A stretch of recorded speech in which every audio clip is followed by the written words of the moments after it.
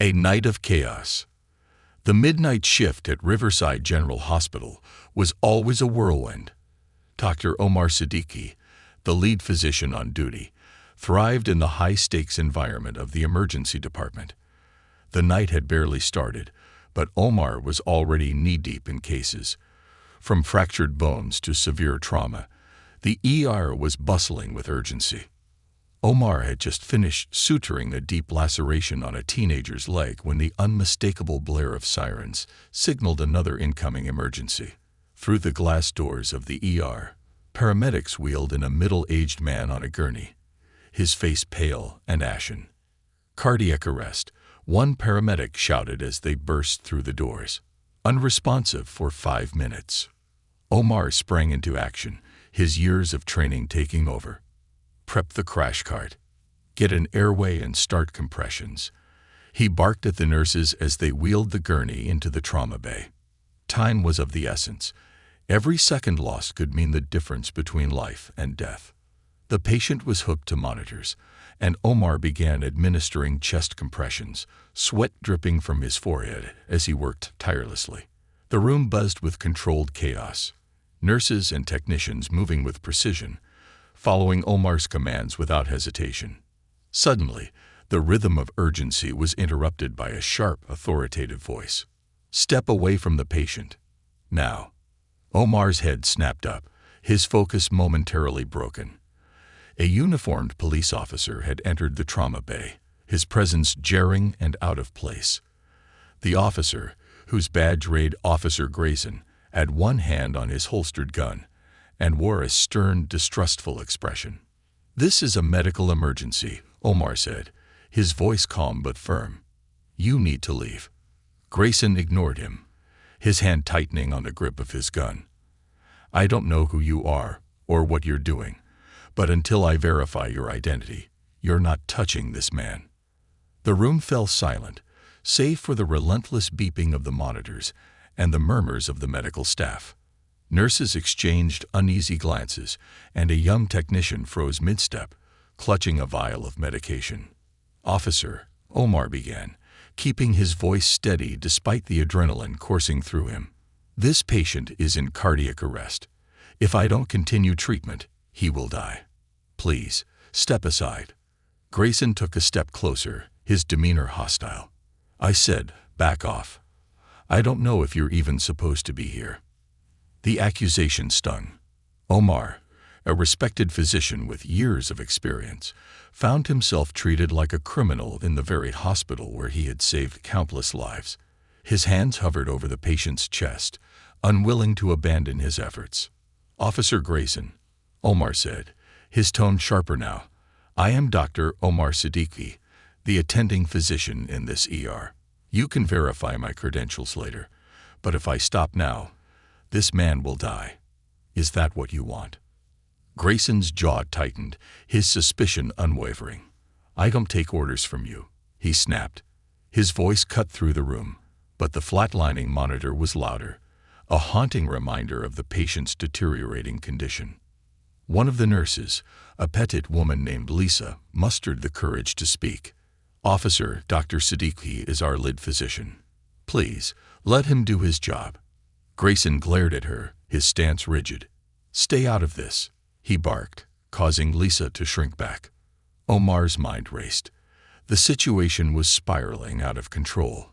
Every second wasted was another step closer to losing the patient, but he knew that any sudden move could escalate the encounter. His heart pounded in his chest, but he forced himself to remain calm. "Officer," Omar said again, his voice measured, "you're making a mistake. Look at my badge. It's clipped to my coat. It has my name and title. If you still doubt me, there are cameras in this room recording everything." Grayson hesitated, his eyes flicking to the badge on Omar's coat. For a brief moment, it seemed like the officer might relent, but just as quickly, his expression hardened again. "I don't care what your badge says," Grayson growled. "I've seen fakes before." The patient's monitor emitted a piercing flatline. Omar's stomach clenched.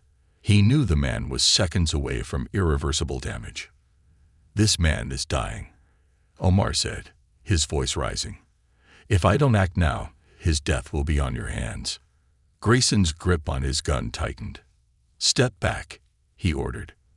Omar's eyes darted to the defibrillator on the crash cart. He knew he had only one chance to save the patient, and it would require every ounce of composure he had left. "You need to make a choice," Omar said, his voice unwavering despite the storm inside him. "Let me do my job, or explain to the world why your ego cost this man his life." The room held its breath. Nurses, technicians, and even the terrified young intern all froze, waiting to see what Grayson would do. Omar stood his ground, his hands poised over the patient, every fiber of his being screaming to act. Time was slipping away, and Omar knew he couldn't afford to lose. Breaking the tension. The relentless flatline from the patient monitor filled the room, a grim reminder of how precarious the situation had become. Dr. Omar Siddiqui's hands hovered over the patient's chest, itching to resume compressions, but the cold steel barrel of Officer Grayson's gun remained a chilling deterrent. Every second stretched into an eternity as Omar calculated his next move, knowing that one wrong word or action could turn the standoff deadly. "Officer Grayson," Omar said, his voice steady but carrying an edge of urgency, "this man's life depends on the next few seconds. I'm not a threat to you, but this situation is critical. You need to let me continue, or he will die." Grayson's eyes darted between Omar, the nurses, and the patient. The officer's hesitation was palpable. The weight of the moment hung heavily on him, but his grip on the gun didn't loosen. His jaw clenched, his knuckles white as he kept his stance firm. "I don't know you," Grayson muttered, his voice low but trembling. "You could be anyone." The words stung. Omar's frustration bubbled beneath the surface, but he forced himself to remain calm. Losing control wouldn't save the patient, and it certainly wouldn't de-escalate Grayson's erratic behavior. "Look around, officer," Omar said, gesturing with his head toward the bustling ER staff who had frozen in place. "These people know me. They've worked with me for years. This isn't about me proving who I am. It's about saving that man." The nurse Lisa took a tentative step forward, her voice shaking but resolute. "Dr. Siddiqui is the attending physician on call. He's saved lives here every single day. Please, officer, let him do his job." Grayson shot her a glare, but his resolve wavered. His eyes flicked to the patient, whose chest remained still, the flat line echoing through the room like a death knell. The sight of the lifeless man on the gurney seemed to pierce the officer's stubborn armor, if only slightly. Omar seized the moment. "We're wasting time," he said sharply. "The monitors are recording everything. The hospital security footage will back up every word I've said. Let me save this man, or his death will be on you." Grayson's hand faltered, his grip on the gun loosening ever so slightly. He stepped back, lowering the weapon just enough to ease the immediate tension. The room seemed to collectively exhale, but Omar knew the momentary reprieve wouldn't last long. "Fine," Grayson grumbled, though his tone was far from conciliatory. "But I'm watching you." Omar didn't waste a second. He dove into action, barking orders to the team as he reached for the defibrillator paddles. "Lisa, prepare a saline push. Carlos, charge the defibrillator to 200 joules. Let's go." The team sprang to life, the room regaining its controlled chaos as the focus shifted back to saving the patient. Omar positioned the paddles on the man's chest, his voice cutting through the din. "Clear." The patient's body jolted as the electric current surged through him. The flat line on the monitor persisted, its unyielding tone a grim reminder of how dire the situation was. Omar clenched his jaw, his mind racing. He refused to give up. "Increase the charge to 300 joules, Omar commanded. "Administer another dose of epinephrine." As the defibrillator recharged, Omar glanced at the patient's face, pale and lifeless. He could feel the weight of every pair of eyes in the room on him. Grayson's suspicion, the staff's hope, and his own determination. He wouldn't let this man die. Not like this. "Clear," Omar shouted again. Another jolt, another pause, and then a faint, irregular beep broke through the flat line.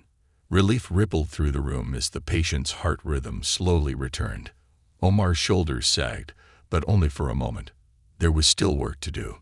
"Stabilize him," Omar instructed, his voice firm but tinged with exhaustion. "Get respiratory support and prepare for ICU transfer." The team moved swiftly, their actions synchronized as they followed Omar's lead. The patient's life hung by a thread, but for now, he had a fighting chance. As the immediate crisis subsided, Omar turned to Grayson, who still stood by the doorway, his expression unreadable. The officer's gun was now holstered, but the tension between them lingered.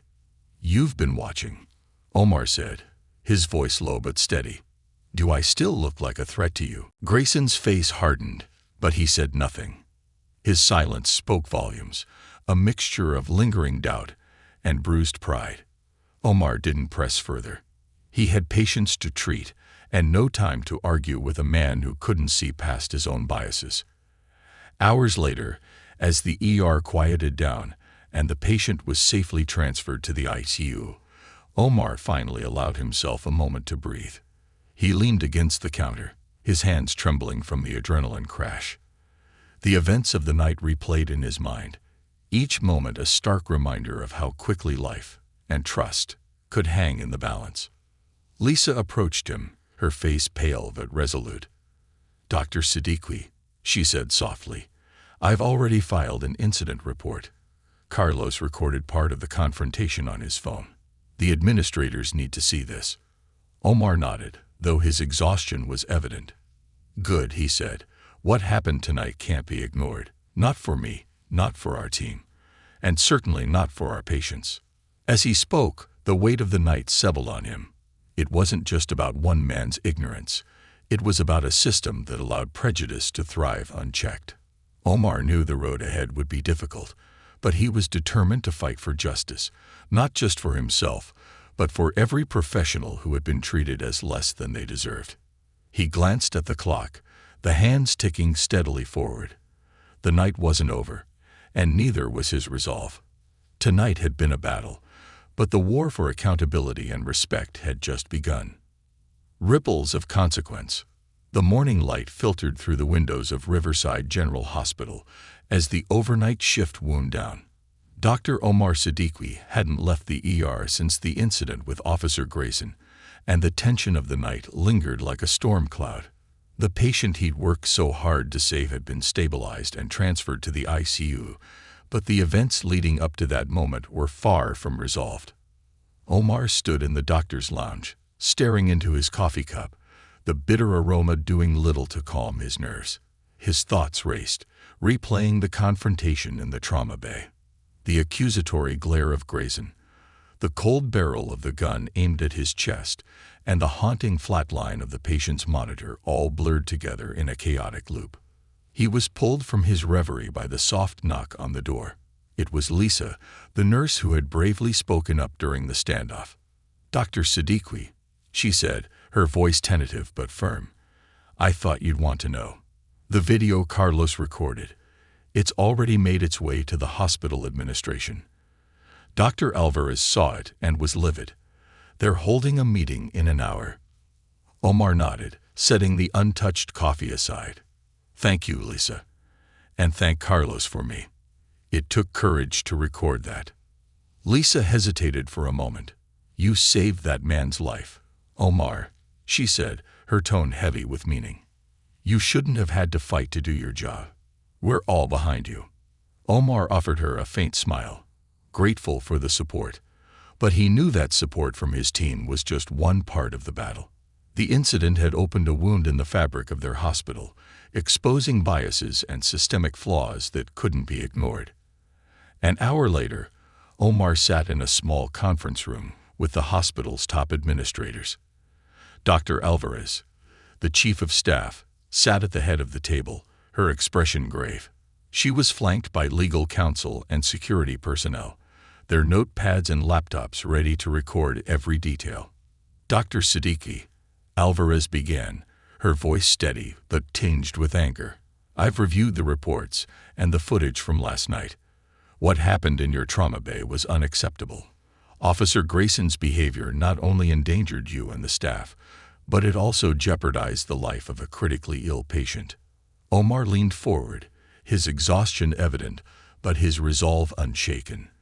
This wasn't just about one officer's behavior, he said, his voice measured. It's about a mindset, a bias that made him see me as a threat instead of the lead physician in this hospital. That bias almost cost a life.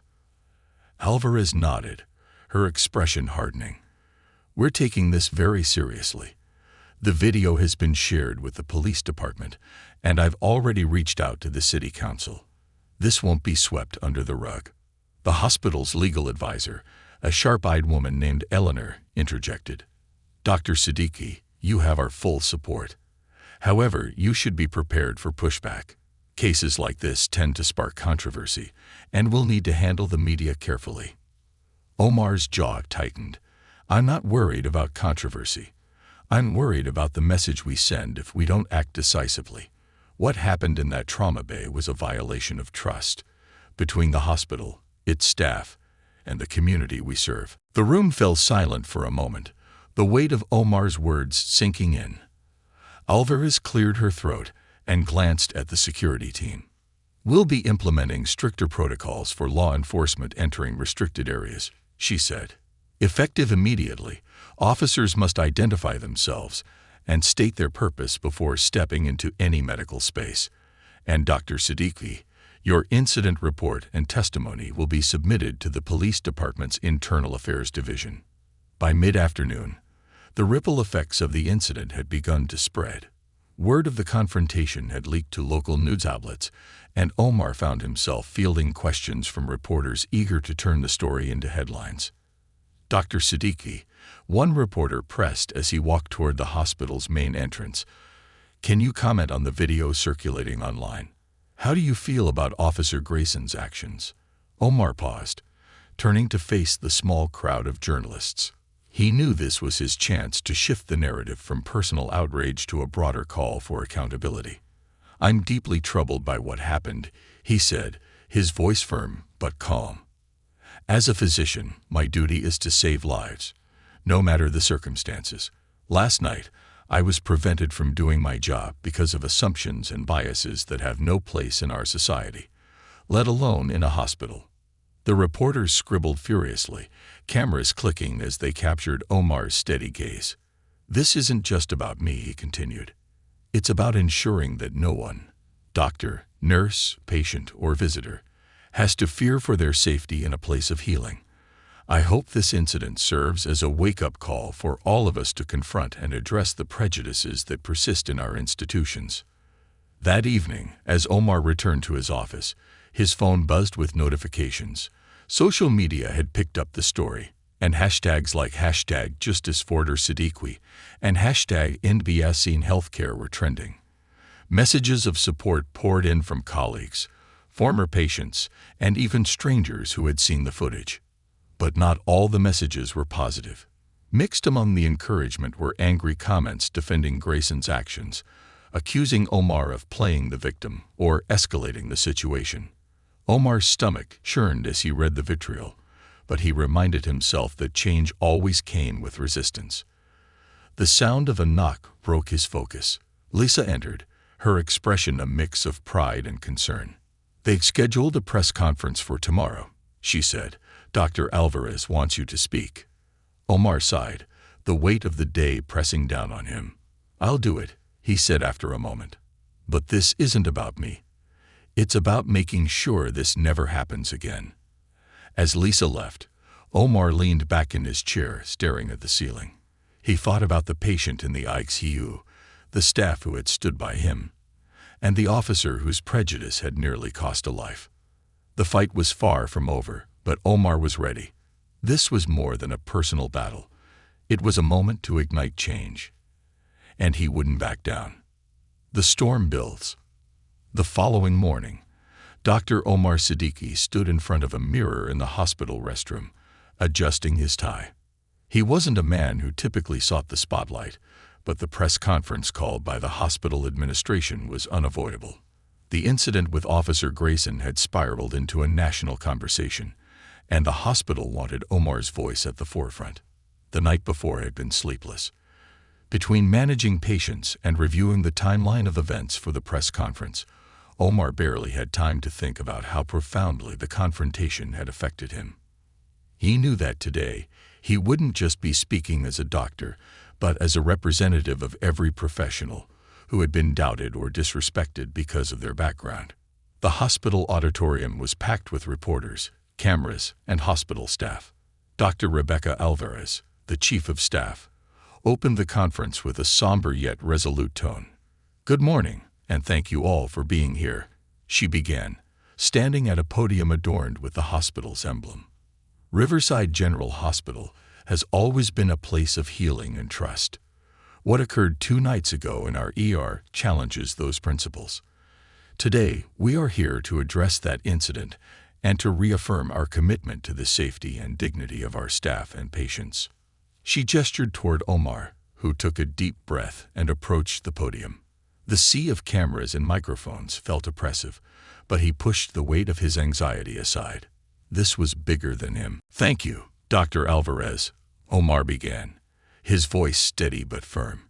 2 nights ago, during an emergency involving a patient in cardiac arrest, I found myself in a situation that should never happen in any hospital. A law enforcement officer drew his weapon on me as I attempted to save a man's life.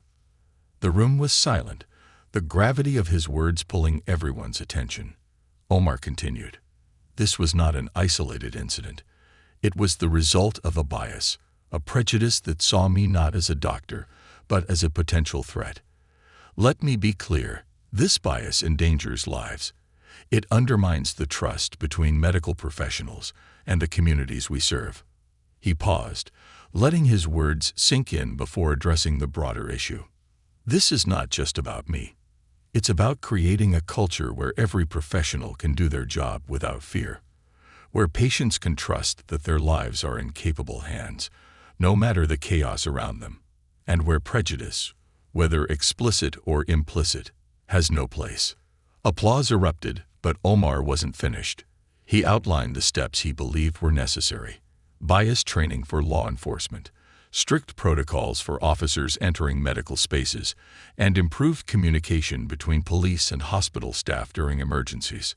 As he stepped away from the podium, the reporters bombarded him with questions, but Omar let Dr. Alvarez handle them. He had said what he needed to, and now it was up to the system to respond. The aftermath of the press conference was a whirlwind. The hospital's phones were flooded with calls, some praising Omar's courage, others criticizing him for escalating the situation. Social media was ablaze with debates, hashtags, and viral clips of his speech. Omar avoided the noise, focusing instead on his patients and the work that kept him grounded. That evening, however, the hospital received an uninvited visitor. "Officer Grayson is here," Lisa whispered to Omar as they reviewed patient charts. Her voice carried a mixture of surprise and apprehension. "He's asking to speak with you." Omar looked up, his brow furrowing. Part of him wanted to refuse outright, but he knew he couldn't avoid the confrontation forever. "Send him to the conference room," Omar said after a moment. "I'll meet him there." When Omar entered the small, sterile room, Grayson was already seated, his posture rigid and defensive. He looked up as Omar walked in, his expression unreadable. For a moment, neither spoke, the silence stretching between them like a chasm. "Dr. Siddiqui," Grayson began, his voice clipped. "I wanted to explain myself." Omar folded his arms, leaning against the table. "I'm listening." Grayson's jaw tightened as he struggled to find the right words. "Look, I wasn't trying to stop you from saving that man. I was doing my job, making sure everything was legitimate. You have to understand, I've seen people fake credentials before. People who didn't belong." The words hit like a slap. Omar's chest tightened, but he kept his composure. "Didn't belong," he repeated, his tone flat. "What made you think I didn't belong, Officer Grayson? Was it the badge clipped to my coat? The team of nurses working under my direction. Or was it the color of my skin? Grayson flinched but didn't respond immediately. His silence spoke volumes. You put a gun on me in my own ER, Omar continued, his voice gaining an edge. You endangered a patient's life, and the lives of everyone in that room because of your assumptions. And now you're here to justify it. Grayson's face reddened. I'm not here to justify anything, he snapped. I didn't know. I acted on instinct. And that instinct was based on bias, Omar said, cutting him off. That's the problem. Officer, your instinct wasn't to protect. It was to control. To assume the worst. For a moment, Grayson seemed at a loss for words. He looked down at his hands, fidgeting nervously. I didn't mean for it to go that far, he muttered. I was trying to do my job. And so was I. Omar shot back. The difference is, my job is to save lives. Yours is to protect people, not threaten them. That night, you failed. The room fell silent again, the weight of the conversation hanging heavy in the air. Grayson finally stood, his posture less rigid now, almost resigned. I just wanted to say I'm sorry, he said, his voice barely above a whisper. Omar watched him for a long moment. I appreciate the apology, he said, though his tone was far from forgiving. But this isn't about me.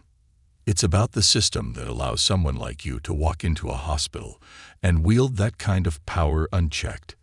If you're serious about making amends, start there. Grayson nodded, though he looked more defeated than enlightened. Without another word, he left the room, leaving Omar alone with his thoughts. As the days passed, the story continued to gain traction. Activists and community leaders rallied around Omar's calls for change, while the police department faced increasing scrutiny. Officer Grayson was placed on administrative leave pending an investigation, but Omar knew that real accountability would take more than a single disciplinary action. For Omar, life in the ER continued as always, chaotic, exhausting, and deeply fulfilling. But he carried the weight of the incident with him, determined to use it as a catalyst for something bigger. Late one night, as he reviewed a patient's chart, Lisa walked in with a cup of coffee. You okay? She asked, her voice soft. Omar nodded, though his tired eyes told a different story. I'm fine. Just thinking. You're doing more than thinking, Lisa said with a small smile. You're making the difference. Omar looked at her, the faintest hint of a smile tugging at his lips. Let's hope so, he said, because this isn't over, not by a long shot. Omar sat back in his chair, sipping the now lukewarm coffee Lisa had handed him. His mind raced with the conversation he'd just had with Officer Grayson. The apology, though welcome, felt hollow. It wasn't enough to undo the damage that had been done, nor could it erase the systemic issues that allowed someone like Grayson to act with such reckless authority. Still, Omar tried to find solace in the fact that the situation had sparked a broader conversation, one that might lead to meaningful change. The hospital buzzed with its usual rhythm of controlled chaos, but the weight of the incident continued to ripple through the staff. Nurses and doctors spoke in hushed tones about the press conference, about Grayson's visit, and about the mounting public outcry. Omar couldn't walk through the hallways without feeling the eyes of his colleagues on him. Some offering support, others silently observing as if unsure how to approach him. As he prepared to head home after an extended shift, Omar's phone buzzed with a notification. It was an email from Dr. Alvarez, marked urgent. Opening it, he found a forwarded message from the hospital's legal team. Subject: Update on Officer Grayson and legal proceedings. From Hospital Legal Counsel. To Dr. Rebecca Alvarez. Dear Dr. Alvarez, we've received confirmation that the police department's Internal Affairs Division has opened a formal investigation into Officer Grayson's conduct during the incident.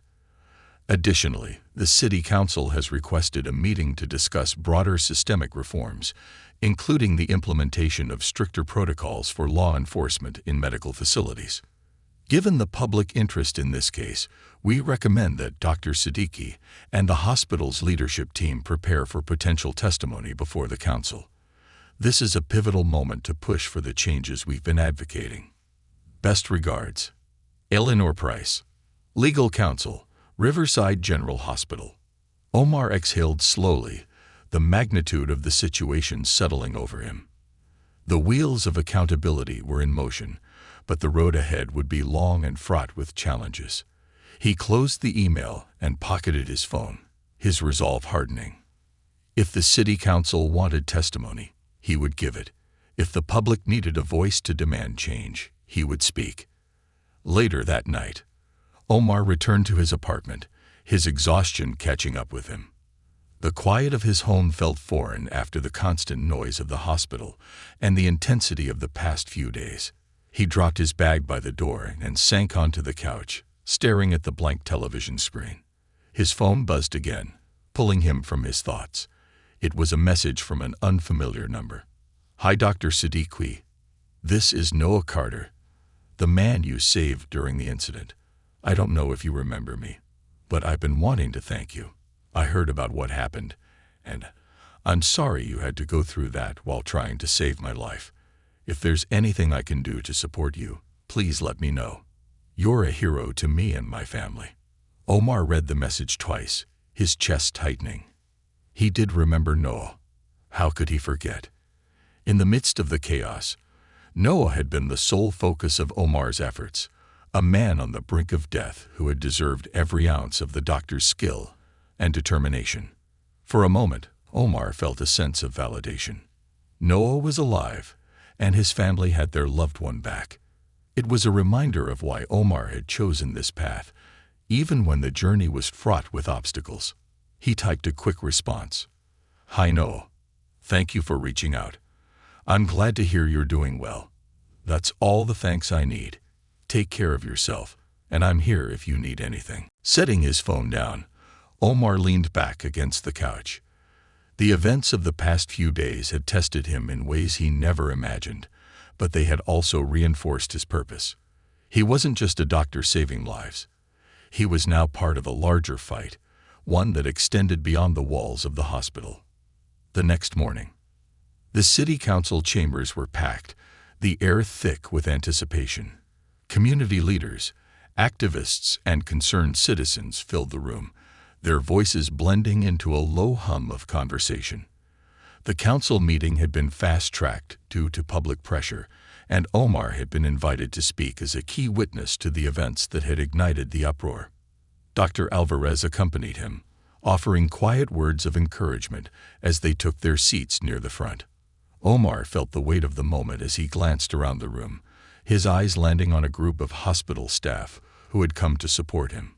Lisa, Carlos, and several others nodded at him from their seats, their presence a reassuring reminder that he wasn't alone. When his name was called, Omar rose and walked to the podium. The room fell silent as he adjusted the microphone and scanned the faces before him. "Good morning," he began, his voice steady. "My name is Dr. Omar Siddiqui. I am an attending physician at Riverside General Hospital, and I am here today to speak about an incident that has highlighted systemic issues we can no longer ignore." He recounted the events of the night with clarity and precision, sparing no detail. He described the chaos of the trauma bay, the life-or-death urgency of the situation, and the moment Officer Grayson had drawn his weapon. He spoke of the fear that rippled through his team, the flatlining monitor that screamed for action, and the choices he had to make under unimaginable pressure. "This isn't just about one officer's actions," Omar said, his voice rising with conviction. "It's about a system that allows bias to dictate decisions in moments where clarity and trust are paramount. It's about ensuring that hospitals remain sanctuaries of healing, not battlegrounds for prejudice." Applause erupted from the audience, but Omar wasn't finished. He laid out specific reforms, calling for mandatory bias training for law enforcement, clear protocols for officers entering medical spaces, and a creation of independent oversight committees to address misconduct. As he stepped away from the podium, the applause grew louder, filling the chamber with a sense of unity and determination. Omar returned to his seat, his heart pounding, but his resolve stronger than ever. This was just the beginning, and he was ready to see it through. Back at the hospital, later that evening, as Omar walked through the hospital corridors, he felt a shift in the air.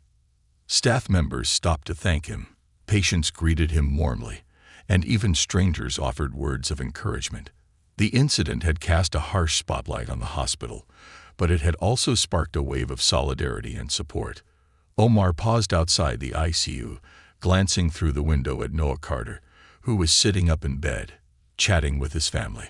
A small smile tugged at Omar's lips. Amid all the chaos and challenges, this was what mattered most: saving lives, one patient at a time.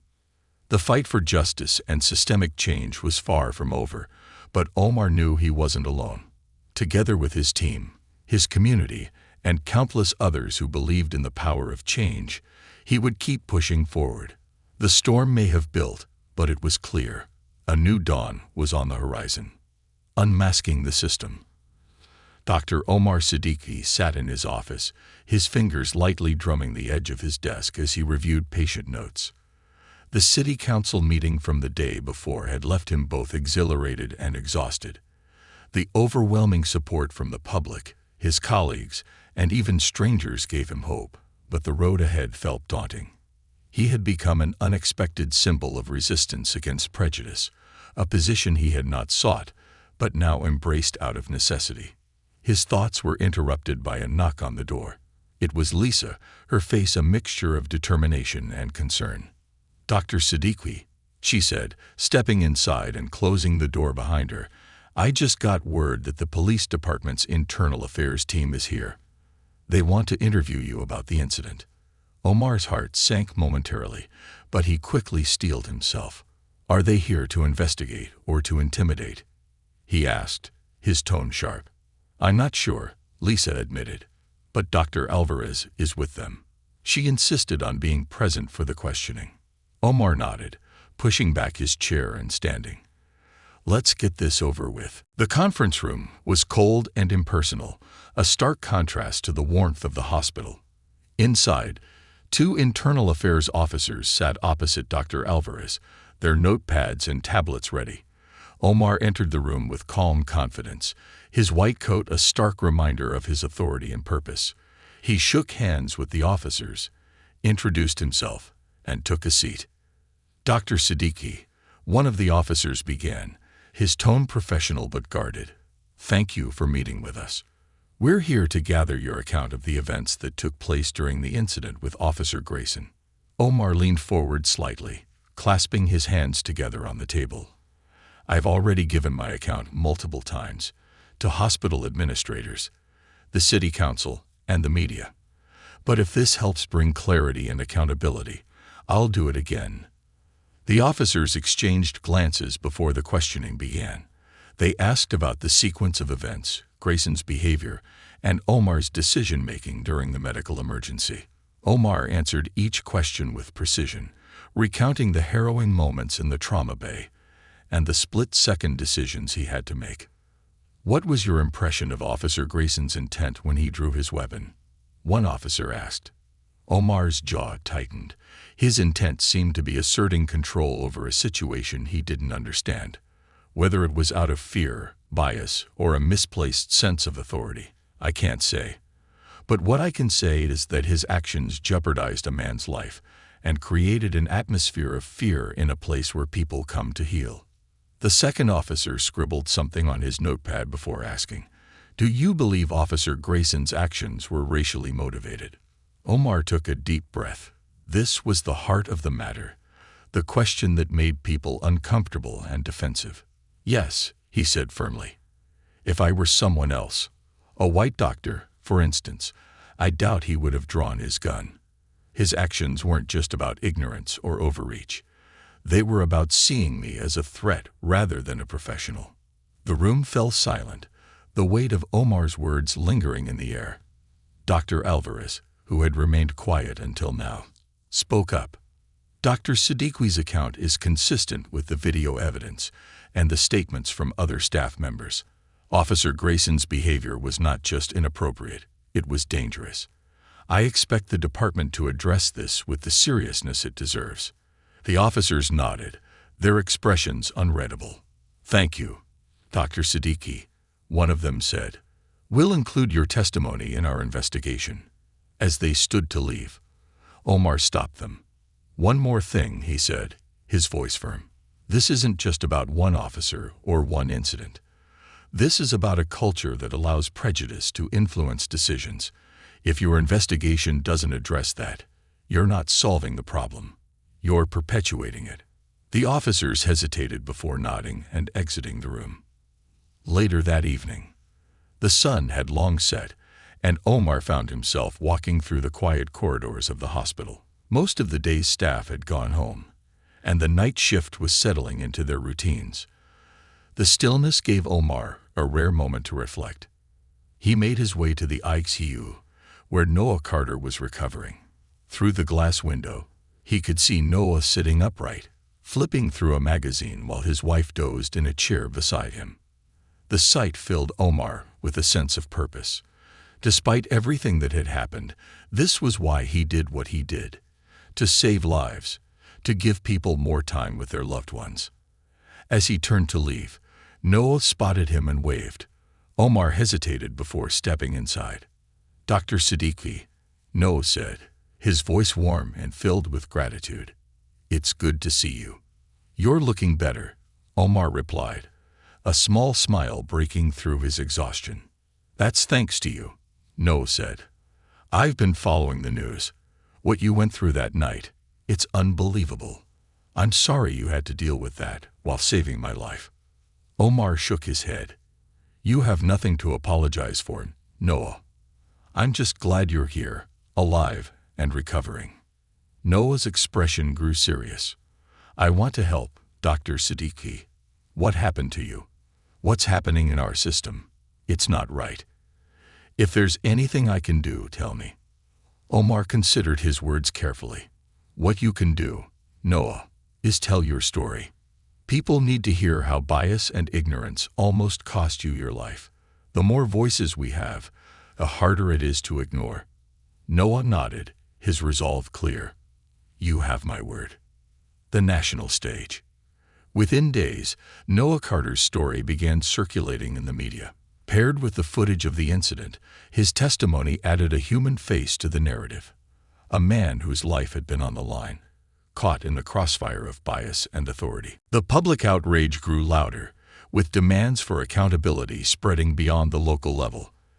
Activists, healthcare professionals, and even political leaders called for systemic reforms, not just in law enforcement, but in the way institutions handled implicit bias and cultural competency. Omar was invited to speak on national news programs, where he highlighted the deeper issues at play. He spoke of the challenges faced by professionals of color, the need for stronger protections in medical spaces, and the broader impact of systemic prejudice. This isn't about blame, he said during one interview. It's about responsibility. Responsibility to create a society where people are judged by their actions and expertise, not by assumptions about who they are. The tipping point. As the weeks passed, pressure mounted on the police department. Officer Grayson's administrative leave turned into a formal suspension, and an independent review board was convened to evaluate the department's practices. The City Council fast-tracked legislation requiring mandatory bias training for all law enforcement officers and implemented strict protocols for interactions in medical facilities. For Omar, the fight was far from over, but the progress was undeniable. The confrontation in the trauma bay had become a catalyst for change, and he was determined to keep the momentum going. One evening, as he prepared to leave the hospital, Lisa stopped him in the hallway. Dr. Siddiqui, she said, her voice filled with admiration. You're changing things. I hope you know that. Omar smiled faintly, his tired eyes reflecting both the weight of the journey and the hope for what lay ahead. It's not just me, he said. It's all of us. Together, we'll make sure this never happens again. And with that, he walked into the night, ready to face whatever came next. The aftermath, And the awakening. Months had passed since the harrowing night that changed Dr. Omar Siddiqui's life. The hospital bustled as usual, its corridors filled with the familiar hum of controlled chaos. But beneath the surface, a palpable shift had taken hold. The incident had rippled far beyond Riverside General Hospital, igniting conversations, reforms, and a growing movement for change. Omar sat in a conference room with Dr. Rebecca Alvarez and a team of administrators and legal advisors. Charts, reports, and papers were spread across the table as they reviewed the progress made since the confrontation with Officer Grayson. Bias training for law enforcement has been rolled out citywide, Alvarez said, her tone brisk but satisfied. And the City Council has approved mandatory cultural competency training for all emergency response personnel, not just police officers. Eleanor Price, the hospital's legal counsel, added, "We've also implemented stricter hospital protocols for law enforcement entry. Officers must check in with security and state their purpose before entering any restricted area. And Omar, your testimony was instrumental in pushing these changes forward." Omar nodded, but his expression remained solemn. "It's a step in the right direction," he said, "but it's just the beginning.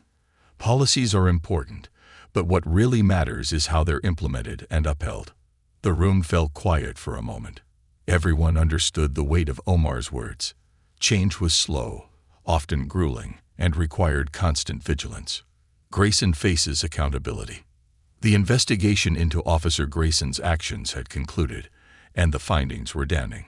His behavior during the incident had been deemed reckless, unprofessional, and rooted in implicit bias. Grayson faced disciplinary action, including the loss of his badge and criminal charges for reckless endangerment. When the verdict was announced, it made national headlines. While some in the community rallied behind Grayson, claiming he had simply made a mistake, the overwhelming majority supported the decision to hold him accountable. Omar watched the news coverage in his office, his emotions a mix of relief and exhaustion. Justice, in this instance, had been served, but it didn't feel like a victory. It felt more like a necessary correction, a long overdue acknowledgement of a systemic issue that had nearly cost a man his life.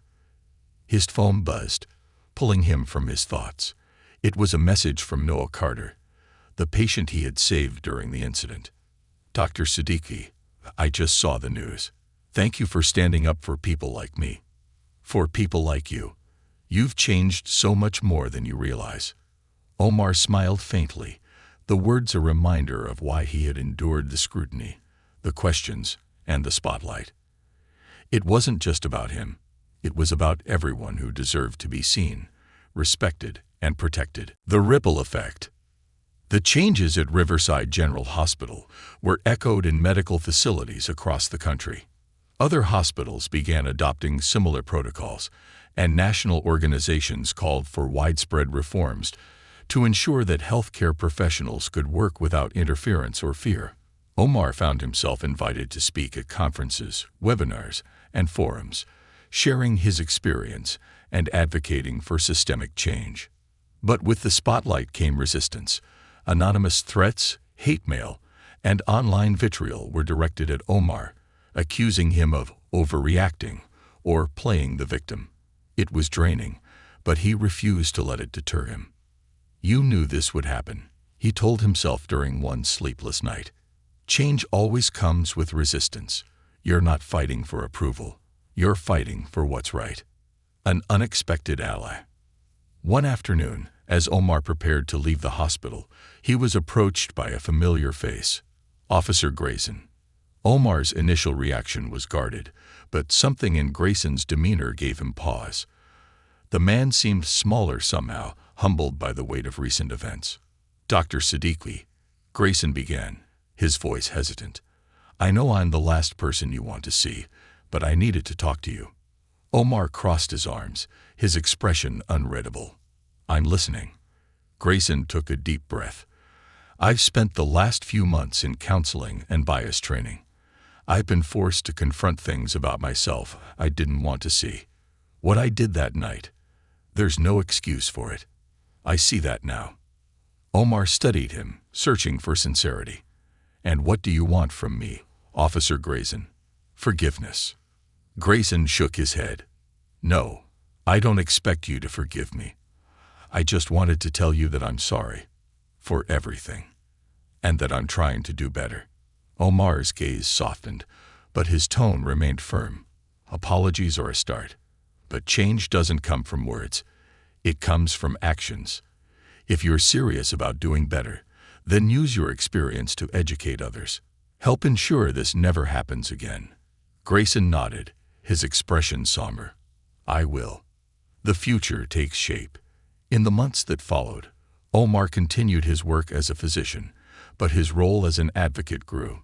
He partnered with local organizations to create workshops for police officers, healthcare workers, and community leaders. The workshops focused on bridging gaps, fostering trust, and dismantling the biases that had nearly cost Noah Carter his life. One evening, as he prepared for a keynote speech at a national healthcare conference, Omar looked over the notes he had written. The speech wasn't just about the incident. It was about the lessons learned and the changes that still needed to happen. As he stood at the podium, the room filled with hundreds of healthcare professionals, law enforcement officers, and activists, he began with the words that had driven him since that night. "This isn't about blame," he said, his voice steady and clear. "It's about responsibility. We all have a responsibility to create spaces where trust, respect, and humanity can thrive. It starts with acknowledging our biases, challenging our assumptions, and committing to being better, not just for ourselves, but for the people we serve." The room erupted into applause, but Omar didn't pause for long. He continued, laying out actionable steps for systemic change, reminding everyone in attendance that this wasn't a fight for a single person. It was a fight for a better, more equitable future. A personal resolution. Later that night, as Omar sat in his office reflecting on the journey, Lisa entered with a smile. "Dr. Siddiqui, there's a patient who asked to see you," she said. When Omar stepped into the waiting area, he found Noah Carter and his family waiting for him. Noah stood, extending a hand. "Dr. Siddiqui," he said, his voice filled with gratitude, "I just wanted to thank you again for saving my life and for standing up for what's right." Omar shook his hand, a genuine smile breaking through. "Noah, I'm just glad you're here. That's all that matters." As he watched Noah leave with his family, Omar felt a profound sense of purpose. The journey had been difficult, but it was worth every step. The fight wasn't over, but for the first time, Omar felt hopeful, not just for himself, but for everyone working to create a world where dignity and respect were not the exceptions, but the rule.